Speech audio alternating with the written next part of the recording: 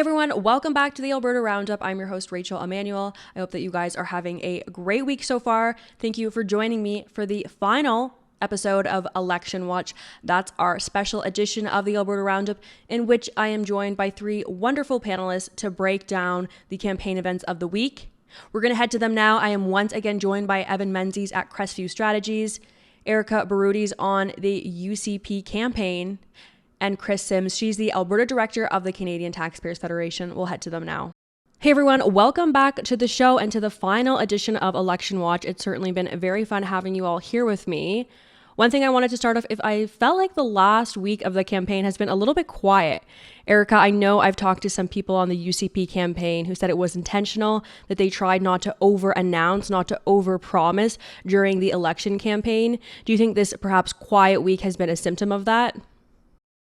Absolutely. We're looking at a lot of people paid attention to the debate, a lot of stuff early on that showcases, the things that you've heard from the UCP the entire time: economy, affordability, public safety. And so, we've also seen the turning of tides, I guess, or as I like to call the TSN turning point, which is when the NDP brought in their, business tax, and we really saw people getting angry, really mad and pushing back. So we kind of just let that happen and focused on, again, being positive for the remainder of the campaign. I mean, I wouldn't say quiet was yesterday's rally, but I think we'll be talking about that too. When we talk about a turning point in the campaign, I know last week we talked about how Danielle Smith had a very strong debate performance. There was a huge UCP rally in Calgary yesterday. We'll get to that a little bit later on. But some of the people I've talked to have said they really felt like that debate performance was a turning point for the party. At that point, the mood really changed at the doors and just among people who are working on the campaign. Evan, do you think that is really a response to the fact that Danielle Smith did have a strong performance and did kind of exactly what she needed to do by staying positive and delivering her message during last week's debate? Yeah, listen, she crushed it. She did exactly what she needed to do. I think it's worth taking just a minute here to sort of reflect about where the UCP's been over the last few years. The party's been fractured. There's been a lot of contentious debates. Premier Danielle Smith has only been premier for 7 months. There's been a need to sort of consolidate the Conservative vote in the province. I'm definitely hopeful and thinking that is occurring. And with the performance Danielle had at the debate last week, it sent a signal that Conservatives, let's get this done. Let's all come home together. And we've seen that this week as well. We saw some endorsements, of course, from federal leader Pierre Poilievs. Stephen Harper's been on the campaign trail as well. And I think this is sending the signal, Conservatives, let's come together. Let's repair any of the wounds from the battles from the last couple of years, and let's get this done on Election Day on Monday. Sure. And when we talk about that endorsement from Pierre Poilievs, as you mentioned, we did also have one from Stephen Harper. I felt that Poilievs was a little bit stronger. He did mention Danielle Smith by name. His was a little bit longer, more specific as to what a UCP government would mean for Canada and for the province. And a lot of people say, oh, well, of course a Conservative is going to endorse another Conservative. Well, not always. Conservatives across Canada have often not been united. It's actually a really rare sign to see them unite in this way because there's so many fractures within the party and within the movement at times. One of the other things that I would say is that I don't think Poilievs would have given this endorsement if he wasn't pretty sure that Danielle Smith is going to form government on Monday. Erika, what's your take? Well, I definitely love to see, former leader Rona Ambrose, Stephen Harper, Pierre Poilievs come out supporting us. I don't know if it's out yet, but there might be another one coming from Stephen Harper that gives a little bit more clarification on exactly what that means, both for Canada and Alberta. Everyone's kind of talking about how we've seen this shift. We still will work hard, act like you're 4 votes behind, but having an endorsement from Pierre, you're right. I think a lot of us lived through PC and Wild Rose days where we were fractured within our federal family.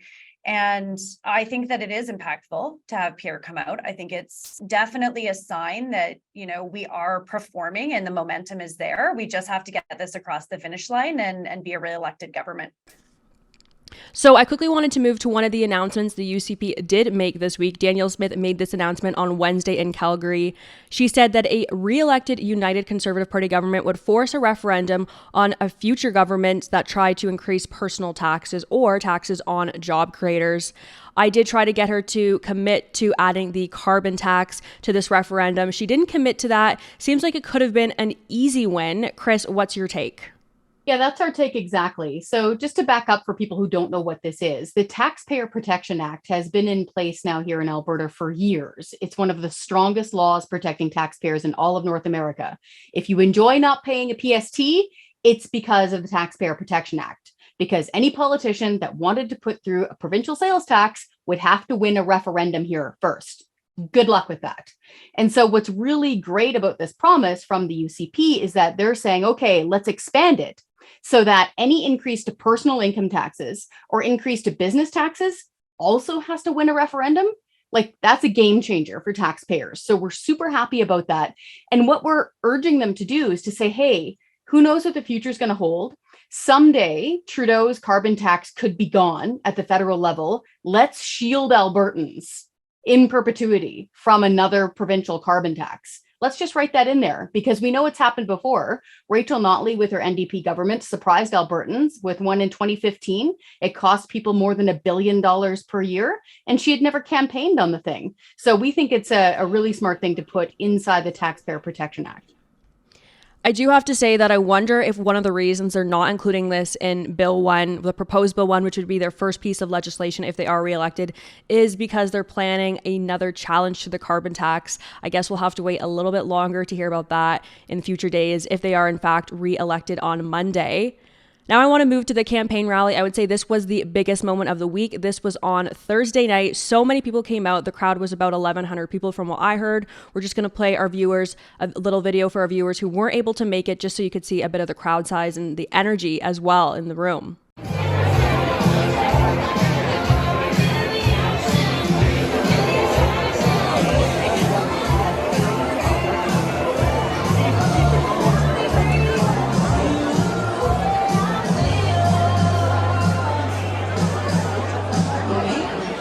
A UCP spokesperson also told me that they had planned to hold the event inside, but too many people showed up, so they had to move it outside to that tent there. You know, these types of things are always really funny because I attend these events. I'm just trying to post some information online to make people aware. And you get, of course, the stupidest attacks. People just get so angry about stuff like this. Oh, the crowd is really not that big. Oh, the crowd's so white. Oh, they all look so old. It really is so silly and just unbelievably frustrating when you're just trying to do your job. But Erika, maybe you can speak to why this type of rally was important. I know I talked to some people who said, oh, I really feel like we should be out at the doors right now. There was about 35 MLAs when they were first announced. I think a couple came late, and of course all the staffers were there as well, so they weren't doing a lot of active campaigning on the doors. But I think sometimes it can speak to just rallying the energy and getting people excited for Monday's vote. Maybe you can speak to that, Erika. Yeah, so Vitor and I had to stick back to do our broadcast. So we missed going down. And usually I'm the first person to say no rallies, hit the doors, to exactly what you're talking about. And I had FOMO last night. I wish that I could have seen that crowd. It is coming back to what we were talking about momentum, right? This is Danielle Smith being able to speak to our supporters, show the volume of our supporters. I mean, the traffic was backed up down the highway. It started 30, 40 minutes late because they wanted to make sure that everyone could get in. You know, I hate social media, and I hate how people tried to depict it. It just shows that it worked. It got people out. It got people motivated.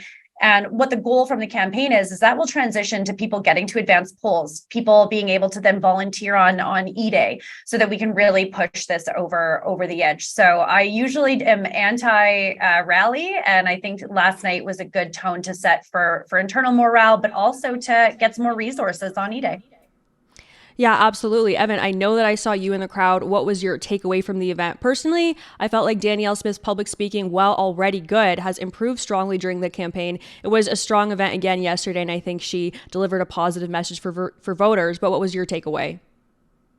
Yeah, no, for definitely. I think one thing that's important to remember too in the discussion about why rally an event like this matters is the NDP and their pundits on the left. They're really pushing hard, trying to suppress turnout this week, trying to present this idea and this image that no, conservatives are coming in our direction. And I think this event showed quite clearly that there is a definite energy for conservative supporters in the city. Premier Danielle Smith has been on her A game this entire election, whether it's been taking questions from the media, meeting with volunteers at campaign pit stops. Of course, we mentioned the debate already, and I thought her message was pitch perfect last night, talking about Notley's record in office. Albertans don't want to go back. The threat of the Singh Trudeau Notley coalition.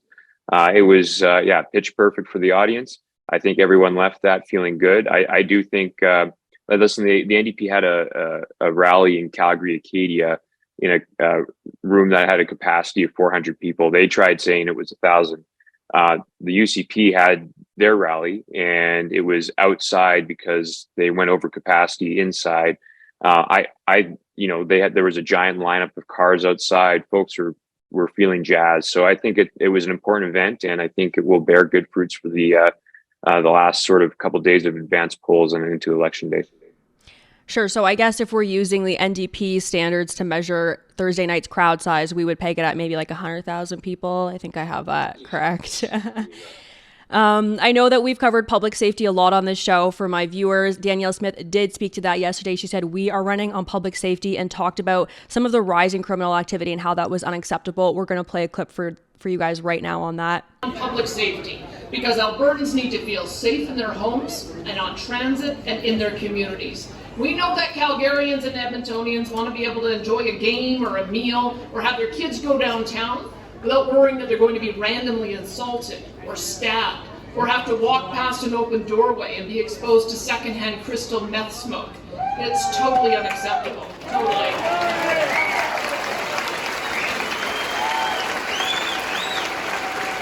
So just a small segment of her speech yesterday. Of course, if you're interested in hearing more of it, you can definitely find that on my social media. But now I want to move to the advanced polls. That began this week on Tuesday and is running till Saturday. As of the time as filming, we have about 470,000 votes cast in the advanced polls. Now, in 2019, we saw just under 700,000 votes cast in the advanced polls in total. That was record-breaking numbers. So I don't think we're seeing the same turnout. I think we can expect to see these numbers jump by maybe 150,000 before the advanced polls close. I'm sure a lot of people, myself included, wait till the absolutely last possible second. But Evan, what is your read on these votes? Does this mean that people aren't excited about a Danielle Smith government? Does it mean that they're thinking the UCP will stay in government and aren't feeling the need to turn out and vote? Another option is also that some people are really skeptical of the tabulators being used. The tabulators are being used to count the advanced poll so that there's not a delay. And people who are typically more conservative would be a little bit nervous of that type of technology being used in an election. They might wait to show up till election day to vote when their ballots are going to be hand counted. Evan, what's your take? Yeah, first of all, I tell any conservatives worried about that not to worry. Their vote will be counted, and they should definitely show up at advanced polls. It's traditionally been an advantage for conservatives in this province that we show up at advanced polls, and I think we are showing up at advanced polls this election. As far as reading into what does this all mean on turnout so far, I'd expect that the turnout might be a little larger than it was last election on the advanced poll count, but it's really hard to read on what it all means. I think in the recent Ontario election, they had increased advanced voter turnout. Voters have just become more comfortable as this as being the format that they use to show up with their ballot, in advance of election day. So it's hard to say what exactly it all means, other than, at least for me, just that people are more comfortable with the format. But yeah, I would definitely, Erika could speak to this too, but for campaigns, every time a conservative voter gets their vote in before election day, that just means that they've got more resources to on election day to get those last people out that they need to make sure that the victory happens. So if you're still waiting to get your vote out, advanced votes polls close on Saturday. So definitely take advantage of it if you can. Yeah, that's an interesting perspective. I actually hadn't considered that. Erika, you're in the war room. What are you guys looking for when you're taking a look at these advanced polling numbers? Yeah, so I first want to come back to the tabulator real quick, if I can, because I think last week during the show, I was at a very robust demonstration of the tabulators. And to Evan's point, I completely have trust and confidence in their process. So if that is what's holding you back, take my word, I guess, and just realize that there is quite a robust process, and that, everything we saw was smooth as can be. So, but coming back to what we're seeing, so from the inside look, especially in our target ridings, in Calgary and the Donut, we are seeing a large portion of when we're doing GOTV for advanced polls, large portion of people being like, I already voted, which is such a great thing to hear, because to Evan's point, it relieves you from doing the large outreach on election day. And then you can really focus on getting the folks you need for those numbers to get to the door. So we have seen a very positive uptake. I do agree that we'll probably be just slightly under where we were last time in advanced polls. But if I can reach voters in any way, I would say vote as early and as soon as possible. It does help us from a local campaign perspective. It also helps us kind of be able to put our resources where we need to on election day. Yeah, and thanks for that bit about the tabulators. For my viewers who do remain concerned about them, I have covered it extensively. You can certainly go back and find my work on that. I know that Premier Smith has said she feels comfortable with them because the paper ballots are going to be retained in case a recount is necessary. Unlike what we've seen in some other elections where the ballots are actually destroyed and a recount is not possible, that will not be happening in this case. Now we've talked about the advanced polls. I want to move to the polling. These numbers have been so crazy and so all over the place. I don't think anyone knows what's going to happen in the election, except for, of course, Main Street Research CEO Keto Maggie. He is calling for an NDP government on Monday. He said, I believe, on Twitter that he would eat two hats if there's a UCP government rather on Monday. So he's feeling pretty confident in his numbers. Then we know that a Think HQ poll for Calgary came out showing that the NDP were 6 points ahead. Again, that was just in Calgary. But then just Friday morning, we got another poll from the Janet Brown pollster. We've talked about on the show before how she's very well respected in this province. And she's showing a UCP government on Monday with 52 points for the UCP and 44 for the NDP. Kris, these numbers are so all over the place. What's your take? Polling is really difficult to trust because, of course, everybody is obsessed with watching them because there's so much of their lives invested, right? No matter which party you're in, you've been eating and sleeping in that war room now for probably the last 6 weeks. I know what that feels like. And so you're always looking for indicators. What we would say from a taxpayer's perspective at the CTF is we don't endorse a party. What we do push for are policies. And from our people, there's thousands of them in Alberta, we keep hearing about lower taxes, no carbon tax, balanced budgets, taxpayer protections.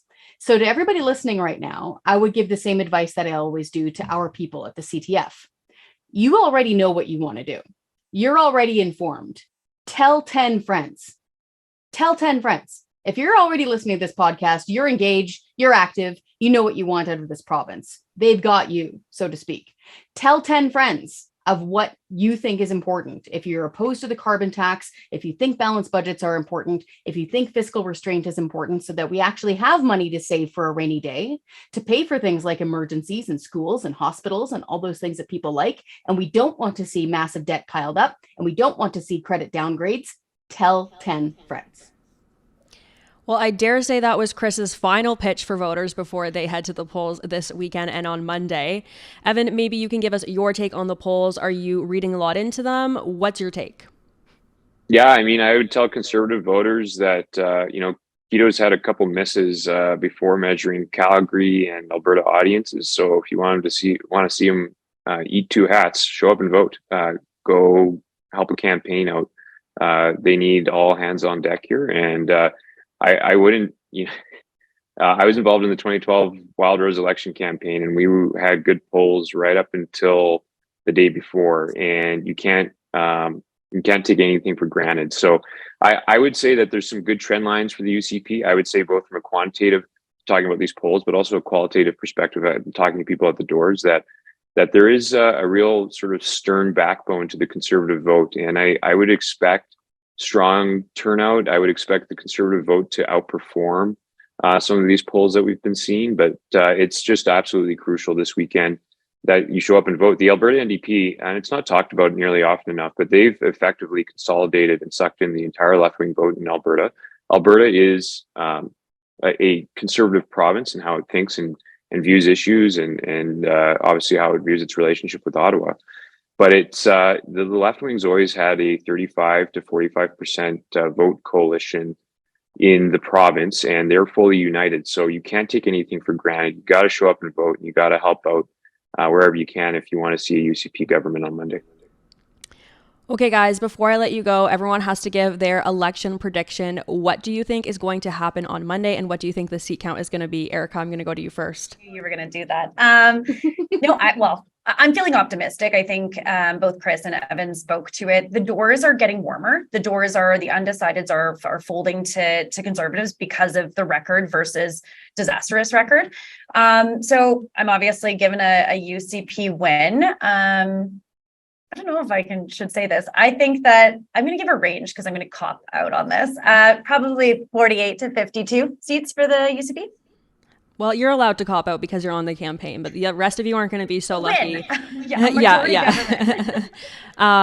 Kris, what's your prediction? I'm pretty terrible at predictions, to be honest. I think it's going to be a very late night and that it's going to be close. But I think ultimately, I'll put it this way. I think people vote based on their priorities. And so far, the main priorities that I've heard from CTF people are balanced budgets, low taxes, and fighting the carbon tax. So I think it's going to tip that way. Kris, you're a number expert. More than I did. Yeah. I am a numbers expert, but I'm bad at predicting. So I don't want to go out on a limb or jinx anything. So we'll see. I hope I'm wrong and it's way higher. Okay, Evan, how about you? Yeah, I'm pegging it at 50. It could be less, it could be more, but I think 50 is a safe spot. We mentioned Janet Brown's poll earlier. She pegged it at 51. I do take that read with a high level of credibility. So yeah, we'll wait and see. Elections come down to turnout, and if Conservatives show up, they can expect a good night on election night. And I think 50 is a realistic number if folks show up. And I know a lot of UCP candidates have been working hard on the doors. I know they've got a lot of their folks out to vote already. So I think 50 is my magic number. Great. Well, I'm glad that I was able to get a straight answer out of at least one of you. So there you guys have it. Evan Menzies, Crestview Strategist, pegging it at 50. We will know on Monday. Okay, guys, thank you so much for tuning in today. I know that my audience has really appreciated your insight over the last 4 weeks. I'm hoping that I will be able to catch some of you on Monday night for a live hit. For our audience, we are doing a live show down in Calgary at the UCP campaign event. So you'll definitely want to tune into that. You won't want to miss it to hear everyone's wonderful insight. Thank you so much, you guys. Have a great weekend. Okay, guys, and before I let you go, I'm going to quickly do my weekly comment roundup. You guys know that I appreciate your comments so much, and there were so many under last week's episode, so let's take a look at a few of those now. Brian Sen said, "You guys rock the house, and thanks for giving us hope." Thank you, Brian. I'm sure we all really appreciate that compliment. User Glittle said, "The funniest and saddest thing I've seen in this election cycle is the fact that all NDP channels I've been on has the comments turned off. So strong and concrete in their position that they can't take comments. LMAO. It's sort of like how they won't take questions from reporters they don't like. There seems to be a theme here." Wild Bill says, "Rachel, I don't think you know how much we Albertans and Westerners appreciate your presence and sincerity with your move west. Don't worry, you will fit right in, and Albertans will always show you hospitality. Keep on keeping on." Thank you, Wild Bill. I've seen a bunch of your comments under my show, and I appreciate that you seem to be a weekly or at least somewhat regular listener, and people here in Alberta certainly have been very friendly. And finally, user Bo Ottenbreit, I apologize if I butchered the pronunciation of your name, said, "This video was a stroke fest. It's hard to pretend the UCP message is anything like it should be. Sure, there are way better than the NDP, but there are easily versions of the Smith-led UCP right now that would be much, much better. When our number one issue should be securing rights and freedoms, a focus on mostly urban issue is really poor form. When the number one push should be for economy and quality of life, the focus instead is on healthcare and education, the playthings of the NDP, both horribly flawed systems." I do have to say that I disagree. The UCP has been focusing quite a bit on jobs and the economy during the election. I think they're hoping that that's going to be the ballot box question. I don't think that it is, but most of their announcements have been about tax cuts for the general population and about building a strong economy. I do agree with you, however, that the focus has mostly been urban issues. I'm sure some of you in rural Alberta are feeling a little bit left out, but I would say the UCP really needs to appeal to moderates in Calgary to win this election. And so I think they're doing what they need to do to form government on Monday. Whether you like that or not, you can have that opinion, but I would say they are probably doing exactly what they need to do to give them the best chance to win government. Okay, guys, that's all I have for you today. A friendly reminder, as I mentioned on the panel, you can watch our live show covering the election results on Monday night. I will be joined by my colleagues, Andrew Lawton and William Macbeth. So I'll see you guys on Monday night. Enjoy the rest of your weekend, and God bless.